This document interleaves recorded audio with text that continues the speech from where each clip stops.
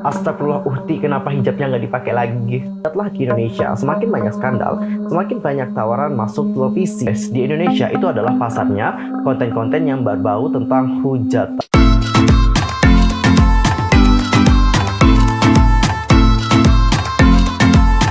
Hello, what's up guys? I'm Yusuf Kim. Welcome back to my YouTube channel. Nah, gimana sih kabarnya hari ini? Baik-baik aja dong ya. Dan buat kalian yang gak lagi baik-baik aja, keep fighting guys. Don't give up. Untuk hari ini kita akan ngebahas tentang topik-topik yang lagi heboh banget diperbincangkan oleh netizen Indonesia, yaitu tentang Saipul Jamil yang dibebaskan dan karirnya itu makin sukses banget tuh guys. Banyak stasiun televisi yang ngeburu Saipul Jamil nih. Dan yang kedua adalah tentang Nisa Sabian yang katanya ngikutin program Girls Planet 999. Ini bener gak sih? Wait, tahan dulu dong. Sebelum kita bahas bersama-sama, pastikan untuk tekan tombol subscribe, bunyi loncengnya, serta like, comment, dan share kepada teman-teman yang lain.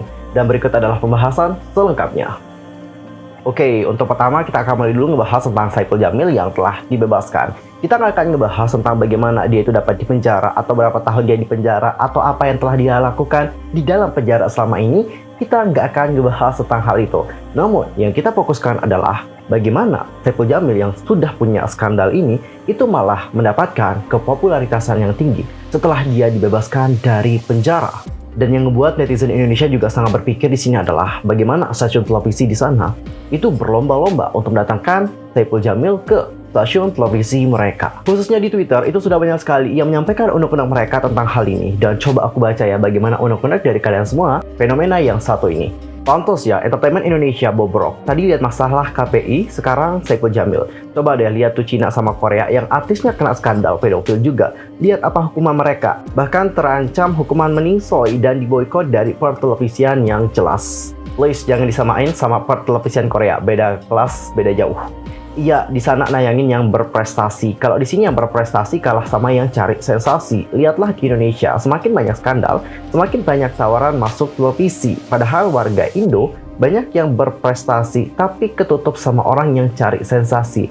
By the way, ini kayaknya kalau dijadiin lirik rap, itu asik ya. Seharusnya para insan pertelevisian nasional lebih bijak dalam memilih bintang tamu. Tolong ya, ini bukan keluar dari buih karena hal sepele, tapi pedofil. Sebelum dapat hukuman dari masyarakat, mereka udah pada mundur duluan, kagak mau nongol di televisi. Televisi juga ogah ngundangnya, di Indonesia malah kebalikannya. Capek deh lihat kelakuan warga Indonesia yang makin lama makin ngawur. Artis-artis begini juga malah dapat panggung. Indo banyak warga berprestasi tapi nggak kelihatan, karena nggak pernah dapat panggung sana-sini. Beda sama orang yang cari sensasi prestasi nol, langsung dapat sorotan. Well guys, tadi kita sudah melihat bagaimana unek-unek dari netizen Indonesia yang sangat miris melihat apa yang terjadi di pertelevisian Indonesia. Dan bahkan banyak yang membandingkannya dengan Korea dan juga Cina. Kalau di Korea dan Cina itu seperti apa sih sistemnya? Gini guys, di Cina dan juga Korea, kalau kalian terkena problem, apalagi problemnya itu gede banget, karir kalian bakalan terancam. Jangankan problem yang gede, skandal. Kalau kalian berkencan saja, itu efeknya kayak gede banget tuh guys. Karir kalian itu bakalan terancam, alias kali ini juga dapat pensiun dari industri hiburan untuk selama-lamanya. Kita ambil contoh saja, seperti kasus yang baru-baru ini. Chris Wu misalnya. Chris Wu sendiri itu terkena kasus kayak tanam cabai sama anak-anak yang berada di bawah umur. Dan dikarenakan hal itu dia ini diselidiki. Habis itu dia ini juga dijatuhi hukuman penjara seperti itu. Tapi nggak tahu sih apakah dia udah dipenjara atau nggak untuk sekarang ini.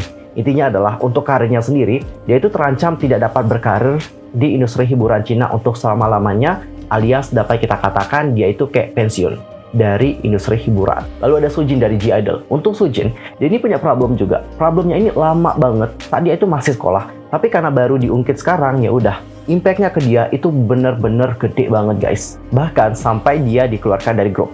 Yang ketiga adalah tentang kasusnya T.O.P yang merokok ganja seperti itu bersama dengan Han So-hee waktu itu ya. Dan ini yang ngebuat dia itu terus mendapatkan kritikan dari netizen Korea.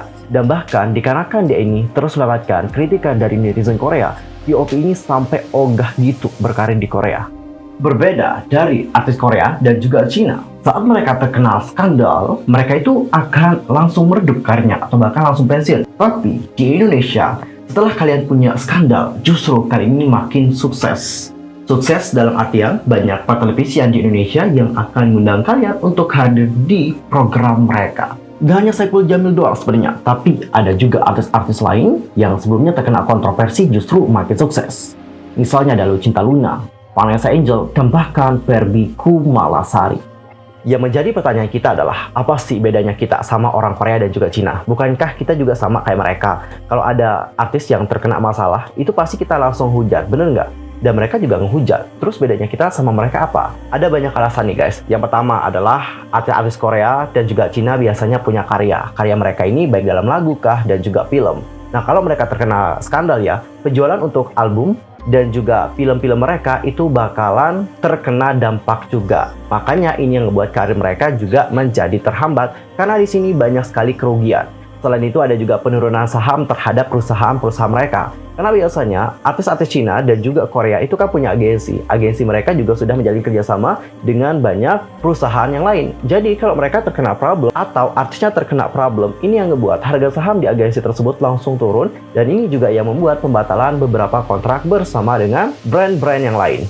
Dan yang ketiga adalah netizen Korea dan juga Cina itu tidak hanya menghujat saja, tapi kebanyakan mereka juga akan membuat petisi untuk memboikot artis tersebut sehingga tidak dapat lagi tampil di pertelevisian Korea sana atau bahkan tidak dapat berkarya di industri hiburan Korea dan juga Cina selama-lamanya. Sedangkan di Indonesia itu beda lagi nih guys. Di Indonesia itu adalah pasarnya konten-konten yang berbau tentang hujatan. Semakin banyak dihujat artis tersebut, maka semakin banyak dia ini mendapatkan dan akan semakin banyak juga pihak-pihak yang mau mengundang mereka untuk berkunjung ke platform mereka. Nggak hanya di televisi saja, YouTube juga begitu kok. Kalau ada yang punya problem, ada yang punya skandal seperti itu, pasti dia ini akan sangat laris manis untuk diundang ke stasiun YouTube mereka. Kok jadi stasiun sih? Channel YouTube mereka. Itu adalah maksud aku. Dan maka nih guys, aku sudah mengamati bagaimana konten-konten yang aku buat. Ternyata konten-konten yang berbau tentang skandal-skandal orang itu lebih banyak peminat ketimbang konten-konten yang berbau tentang prestasi dari seorang artis. So, yang menjadi pertanyaan kita adalah, apakah ini tuh merupakan kesalahan dari netizennya yang suka dengan konten-konten berbau hujatan, atau ini memang salahnya pertelevisian Indonesia? Karena kayak gini guys sistemnya ya,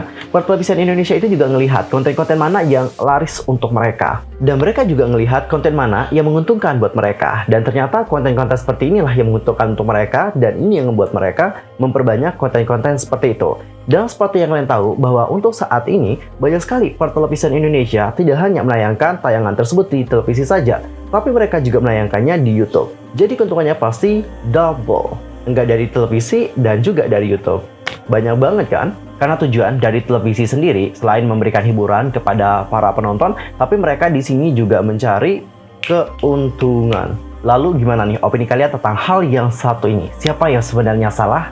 Kita atau pertelevisian dari Indonesia? Langsung aja komen di kolom komentar. Dan sekarang kita akan masuk ke topik yang kedua. Katanya Nisa Sabian itu ikut acara Girls Planet 999 ya. Dan ini juga heboh banget di TikTok. Dan ini dibuat oleh Kak Antoni Putra. Coba kalian nonton video dari Kak Antoni Putra yang berikut ini.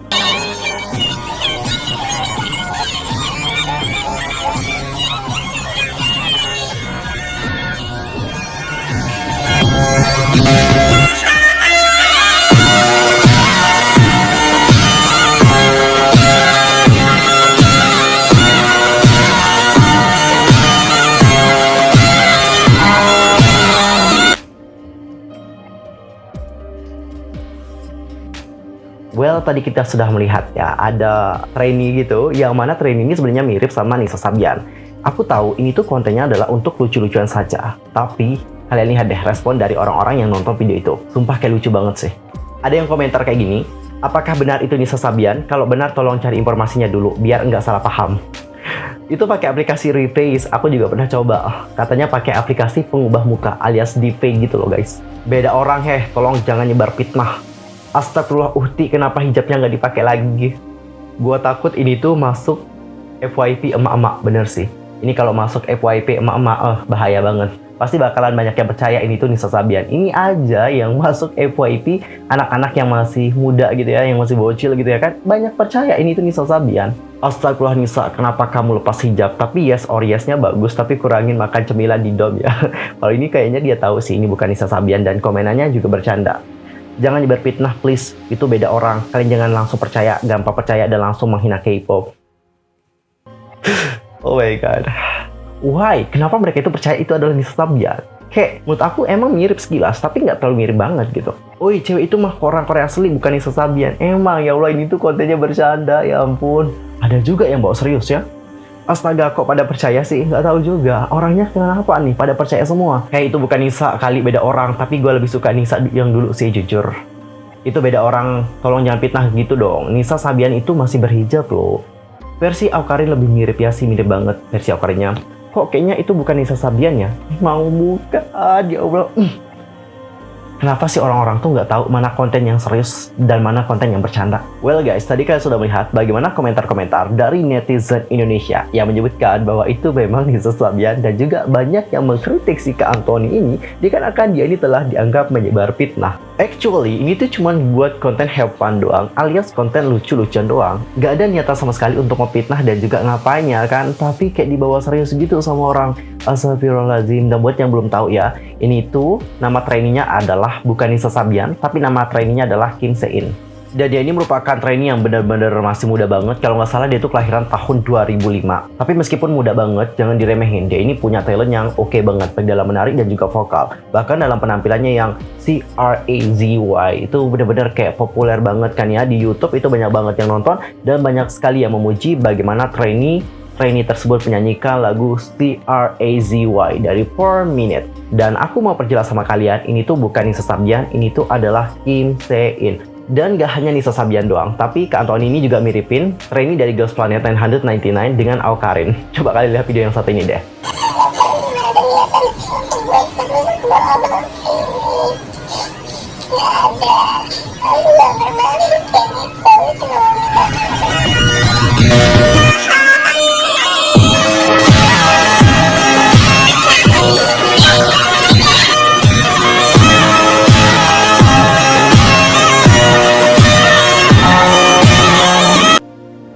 Oke cinggu, sekian aja untuk hari ini. Aku mohon maaf kalau ada kesalahan baik dalam ucapan, sikap, tindakan, dan sebagainya. I'm so sorry banget. Dan mungkin ada salah informasi, langsung aja komen di kolom komentar. See you next time di video berikutnya. I'm Mr. K. pamit. Annyeong. Kamsahamnida. Goodbye.